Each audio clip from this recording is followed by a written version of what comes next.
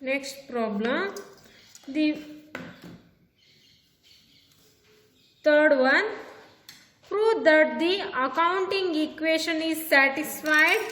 All the following transaction of Sita Rama house by preparing analysis table, also record transaction in journal. ಅವ್ರು ಕೇಳಿದ್ದಾರೆ analysis ಮಾಡಿ ಅದೇ ಥರ journal ಎಂಟ್ರಿನ ಹಾಕಿ ಅಂತ ಹೇಳಿ ಕೇಳಿದ್ದಾರೆ. ಇವಾಗ ನಿನ್ನೆ ನಾವು ಜರ್ನಲ್ ಎಂಟ್ರೀಸ್ನ ಹಾಕಿದ್ದೀವಲ್ವಾ. ಜರ್ನಲ್ ಎಂಟ್ರೀಸ್ಗೆ ಮೇಯ್ನಾಗಿ ನಮಗೆ ಅಸೆಟ್ ಯಾವ್ದ್ಯಾವುದು, ಲಯಬಿಲಿಟಿ ಯಾವ್ದ್ಯಾವುದು, ಮತ್ತು ಇನ್ಕಮ್ ಆಗ್ತಿದೆಯಾ, ಎಕ್ಸ್ಪೆಂಡಿಚರ್ ಆಗ್ತಿದೆಯಾ ಅನ್ನೋದು ತುಂಬ ಇಂಪಾರ್ಟೆಂಟ್ ಆಗುತ್ತೆ. ನೋಡೋಣ ಕ್ವಶನಲ್ಲಿ ಅವ್ರು ಏನೆಲ್ಲ ಟ್ರಾನ್ಸಾಕ್ಷನ್ ಕೊಟ್ಟಿದ್ದಾರೆ ಅಂತ ಹೇಳಿ. First transaction, a business commence with a capital of 6 lakh. Business ಏನಾಗಿದೆ, ಕಮೆನ್ಸ್ ಆಗಿದೆ ಕ್ಯಾಪಿಟಲ್ ಇಂದ. It means cash account debtors to capital account. Next second one, rupees 4,50,000 deposited in the bank. ಏನು ಮಾಡಿದ್ದಾರೆ, 4,50,000ನ ಅವರು ಬ್ಯಾಂಕಿಗೆ ಡೆಪಾಸಿಟ್ ಮಾಡ್ತಾ ಇದ್ದಾರೆ.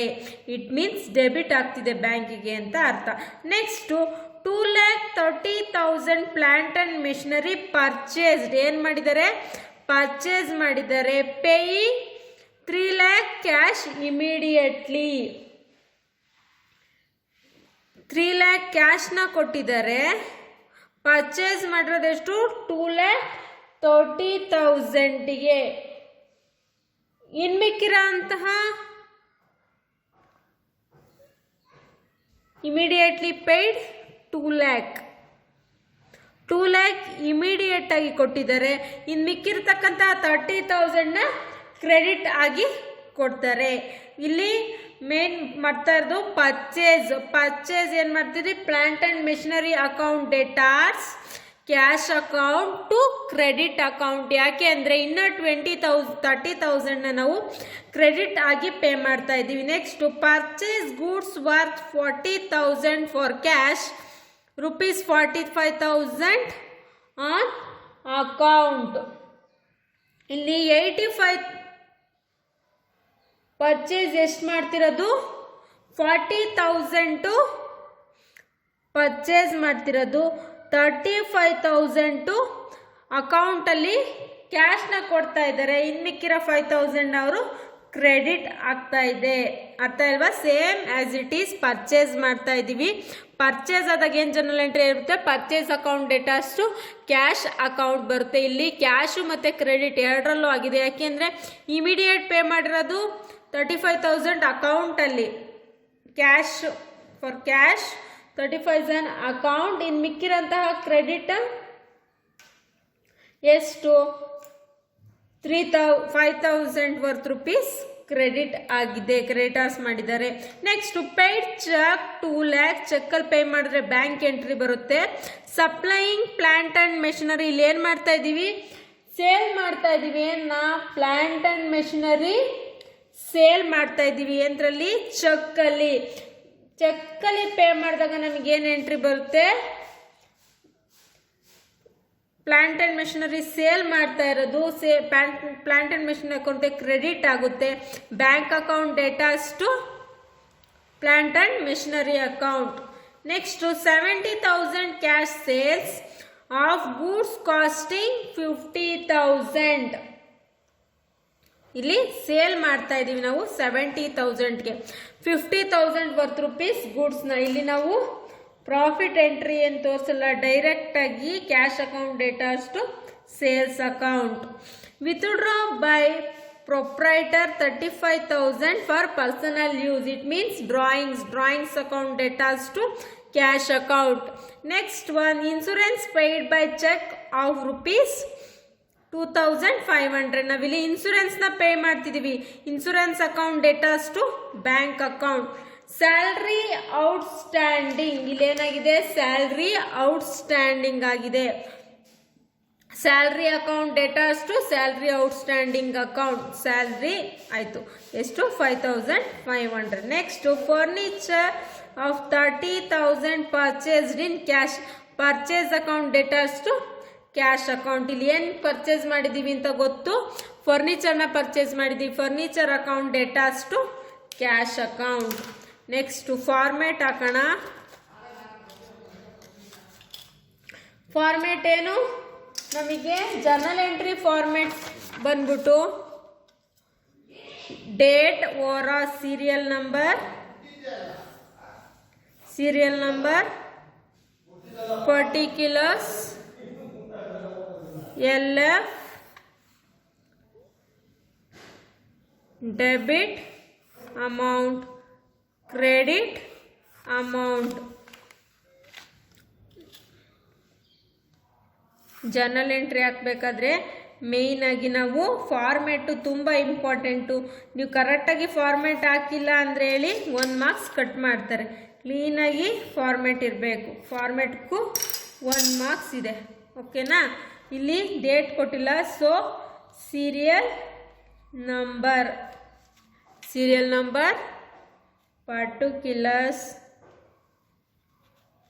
ಪರ್ಟಿಕ್ಯುಲರ್ಸ್ ಅಮೌಂಟ್, ಇದು debit amount.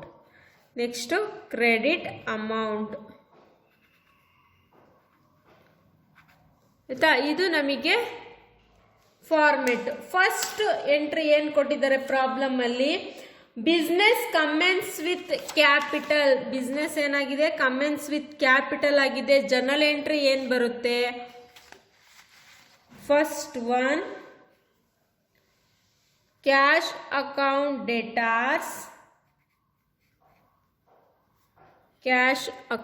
ಡೇಟಾರ್ಸ್ to capital account. Business commence with capital. Yes, to 6 lakhs rupees.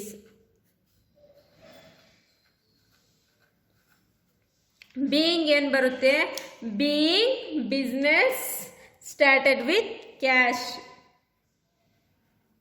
Being business started with cash. Only ಇಲ್ಲಿ ನಮಗೆ ಯಾವ ಕಾಲಮ್ನ ಕ್ಲೋಸ್ ಮಾಡಬೇಕು, ಓನ್ಲಿ ಪರ್ಟಿಕ್ಯುಲರ್ ಕಾಲಮ್ನ ಮಾತ್ರ ಕ್ಲೋಸ್ ಮಾಡಬೇಕು.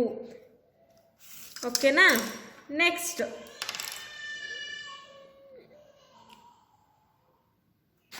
ಏನಿದೆ, deposited in bank account. Bank ಅಕೌಂಟ್ಗೆ ಡೆಪಾಸಿಟೆಡ್ ಮಾಡ್ತಾ ಇದ್ದೀವಿ. ಸೊ ಸೆಕೆಂಡ್ ಜರ್ನಲ್ ಎಂಟ್ರಿ ಬಂದ್ಬಿಟ್ಟು bank account datas to cash account. Amount of 45,000. Journal entry ಆಯಿತು. ಬೀಯಿಂಗ್ ಬರೆಯೋಣ. ಬೀಯಿಂಗ್ ಬಂದ್ಬಿಟ್ಟು cash deposited into bank. Being cash deposited into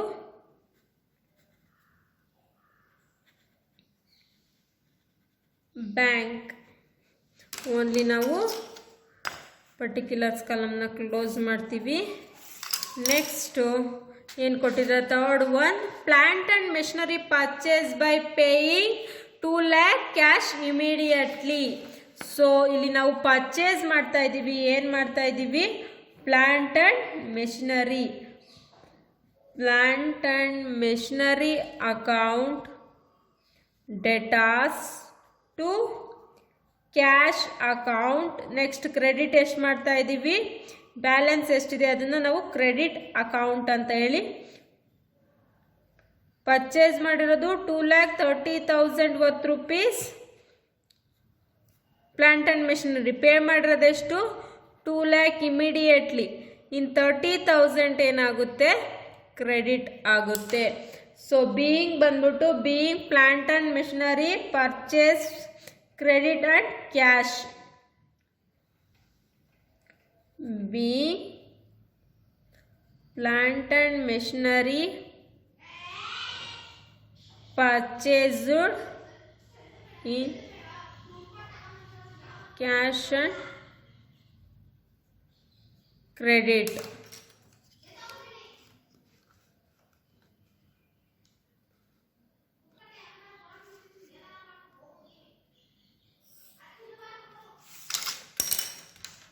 next fourth one, purchase goods worth 40,000 cash and 35,000 on account. ಇಲ್ಲಿ ಏನು ಮಾಡಿದ್ದಾರೆ, purchase goods worth 40,000, 3,500ನ 35,000ನ ಕ್ಯಾಶಲ್ಲಿ pay ಮಾಡಿದ್ದಾರೆ and ಮಿಕ್ಕಿದ್ನ ಅಕೌಂಟಲ್ಲಿ pay ಮಾಡಿದ್ದಾರೆ. So ಏನ ಪರ್ಚೇಸ್ ಮಾಡಿದ್ದಾರೆ ಅಂತ ಕೊಟ್ಟಿದ್ದಾರೆ, ಇಲ್ಲ, purchase account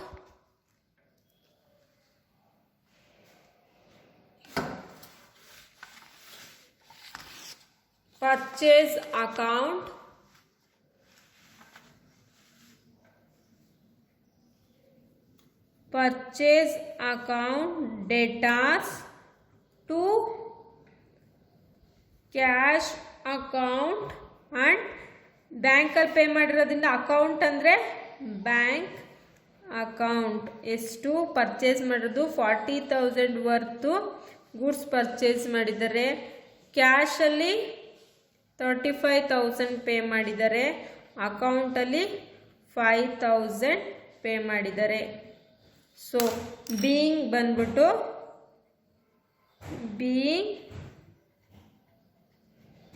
goods purchased in cash and bank.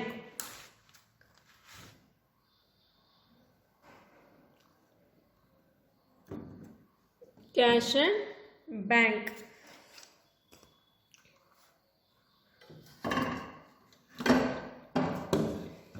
Close ಮಾಡೋಣ. ಓನ್ಲಿ ಪರ್ಟಿಕ್ಯುಲರ್ಸ್ ಕಾಲಮ್ ಮಾತ್ರ ಕ್ಲೋಸ್ ಮಾಡೋಣ.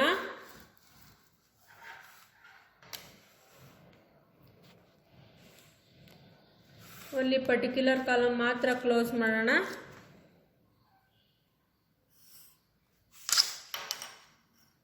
ನೆಕ್ಸ್ಟ್ ಏನಿದೆ ನೋಡೋಣ. Next fifth one, paid cheque of 2 lakh to suppliers of plant and machinery. Plant and ಮೆಷಿನರಿನ ಸಪ್ಲೈ ಮಾಡಿರೋರ್ಗೆ ಏನು ಮಾಡ್ತಾ ಇದ್ದೀವಿ, 2 lakhನ ಪೇ ಮಾಡ್ತಾ ಇದ್ದೀವಿ. It means plant and machinery purchase ಮಾಡಿರೋದು ಯಾವಾಗ ನಾವು 2,30,000. ಇಟ್ ಮೀನ್ಸ್ ನಾವು ಪರ್ಚೇಸ್ ಮಾಡ್ತಾ ಇದ್ದೀವಿ ಅಲ್ವಾ, ಅದನ್ನ ಪರ್ಚೇಸ್ ಮಾಡ್ತಾ ಇದ್ದೀವಿ ಅಂದರೆ ನಾವಲ್ಲಿ ಕ್ರೆಡಿಟರ್ಸ್ಗೆ ದುಡ್ಡು ಕೊಡ್ತಾ ಇದ್ದೀವಿ. ಕ್ರೆಡಿಟ್ ಕೊಡಬೇಕಿತ್ತು ತಾನೆ, ಅದಕ್ಕೆ ನಾವು ದುಡ್ಡು ಕೊಡ್ತಾ ಇದ್ದೀವಿ. Fifth one, creditors account. ಇದು 2 lakh ಅಲ್ಲ, ನಮ್ಮದು ಓನ್ಲಿ ಕೊಡಬೇಕಾಗಿರೋದು 30,000 ಅಷ್ಟೇ. 2 lakh ಕ್ಯಾಶ್ ಕೊಟ್ಟಿದ್ದೀವಿ ಇಮಿಡಿಯೇಟ್ಲಿ, ಇನ್ನು ಮಿಕ್ಕಿರೋದು 30,000 ಕೊಡಬೇಕು. 30,000 ಮಾತ್ರ ನಾವು ಕ್ರೆಡಿಟರ್ಸ್ಗೆ ಪೇ ಮಾಡ್ತಾ ಇದ್ದೀವಿ. Creditors account debtors to bank account, ಯಾಕೆಂದರೆ ನಾವು ಚೆಕ್ಕಲ್ಲಿ ಪೇ ಮಾಡ್ತಾ ಇದ್ದೀವಿ 30,000.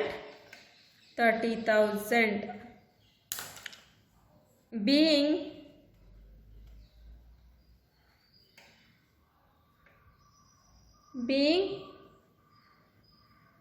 payment made to suppliers.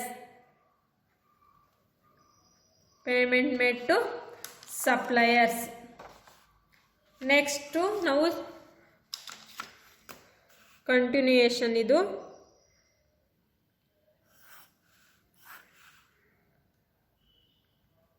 Serial number, credit account, debit account, LF. Next entry ಏನು ನೋಡೋಣ. 6th ಎಂಟ್ರಿ, ₹70,000 ಕ್ಯಾಶ್ ಸೇಲ್ ಆಗಿದೆ ಇಲ್ಲಿ. So 6th one, cash account datas to sales account. amount of 70,000 being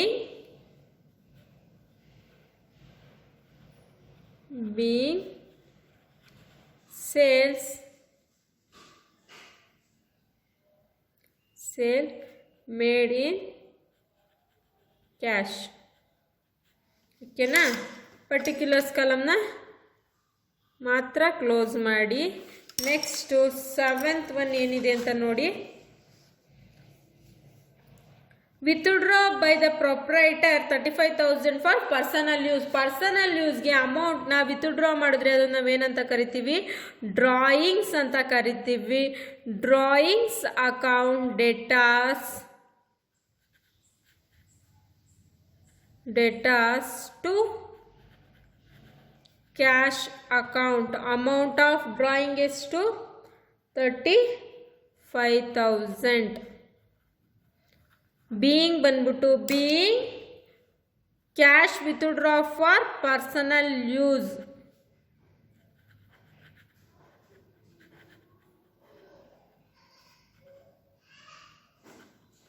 for personal use for the proprietor. being ಆಯಿತು. Next ಏನು ಕೊಟ್ಟಿದ್ದಾರೆ ನೋಡಿ.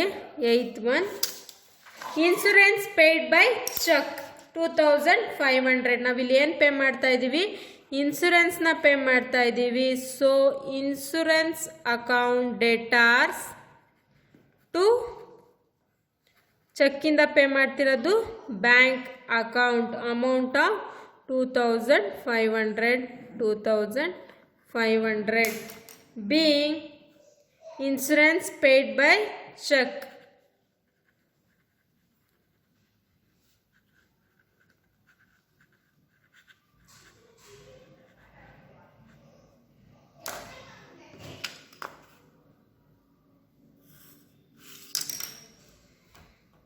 Eighth one ಆಯಿತು. 9th one ಏನಿದೆ ಅಂತ ನೋಡೋಣ. Salary 5,500 outstanding. ನಾವಿದೇನು ಪೇ ಮಾಡಬೇಕಾಗಿತ್ತು?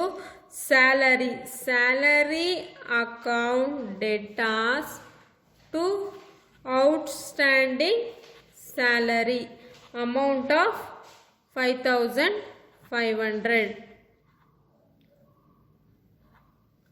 being salary outstanding.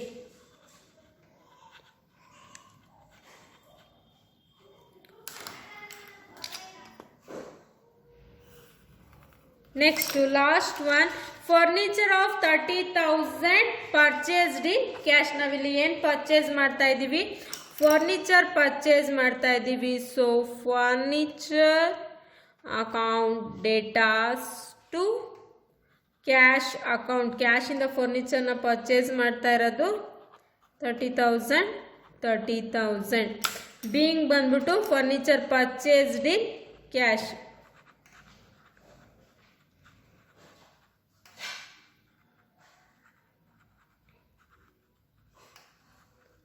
ನೋಡಿ, ಇಷ್ಟು ಹಾಕಿದ್ರೆ ನಮಗೆ ಜರ್ನಲ್ ಎಂಟ್ರಿ ಕಂಪ್ಲೀಟ್ ಆಯಿತು. ಕ್ಲೀನಾಗಿ ಎಲ್ಲ ಅಮೌಂಟು ಟೋಟಲ್ ಮಾಡಿ ಕಾಲಮ್ಸ್ನ ಕ್ಲೋಸ್ ಮಾಡಿದ್ರೆ ನಿಮಗೆ 15 ಮಾರ್ಕ್ಸು ಈಸಿಯಾಗಿ ಸಿಗುತ್ತೆ. 10 ಜರ್ನಲ್ ಎಂಟ್ರೀಸ್ ಇದೆ. 15 ಮಾರ್ಕ್ಸ್ ಅಂದರೆ 1.5 ಮಾರ್ಕ್ಸ್ ಕೊಡ್ತಾರೆ ಪರ್ ಜರ್ನಲ್ ಎಂಟ್ರಿಗೆ. ಗೊತ್ತಾಯ್ತಾ? ಒಂದು ಜರ್ನಲ್ ಎಂಟ್ರಿ ಕರೆಕ್ಟಾಗಿದ್ದರೆ 1.5 ಮಾರ್ಕ್ಸ್ ಕೊಡ್ತಾರೆ. ಯಾಕೆಂದರೆ 10 ಜರ್ನಲ್ ಎಂಟ್ರೀಸ್ ಇದೆ. ಇದು 15 ಮಾರ್ಕ್ಸ್ ಕ್ವಶನ್ನು. ಸೊ ಈಸಿಯಾಗಿ ಅರ್ಥ ಮಾಡಿಕೊಂಡು ಜರ್ನಲ್ ಎಂಟ್ರೀಸ್ ಹಾಕಿ. ಮೇಯ್ನಾಗಿ ಕಾನ್ಸಂಟ್ರೇಷನ್ ಮಾಡಬೇಕಾಗಿರೋದು ನಾವು ಪರ್ಚೇಸ್ ಆಗಿದೆಯಾ, ಓವರ್ ಆರ್ ಸೇಲ್ ಆಗಿದೆಯಾ, ನೆಕ್ಸ್ಟು ಬಿಸ್ನೆಸ್ ಸ್ಟಾರ್ಟ್ ಆದಾಗ, next rent, over or expenses paid ಆದಾಗ, ಓವರ್ ಆರ್ ಎಕ್ಸ್ಪೆನ್ಸಸ್ ರಿಸೀವ್ಡ್ ಆದಾಗ, same as it is income received ಆದಾಗ, ಪೇಯ್ಡ್ ಆದಾಗ ಏನು ಜರ್ನಲ್ ಎಂಟ್ರೀಸ್ ಬರುತ್ತೆ ಅಂತ ಹೇಳಿ ಕಾನ್ಸಂಟ್ರೇಷನ್ ಮಾಡಿದ್ರೆ ಈಸಿಯಾಗಿ ನಾವು ಜರ್ನಲ್ ಎಂಟ್ರೀಸ್ನ ಹಾಕ್ಬೋದು.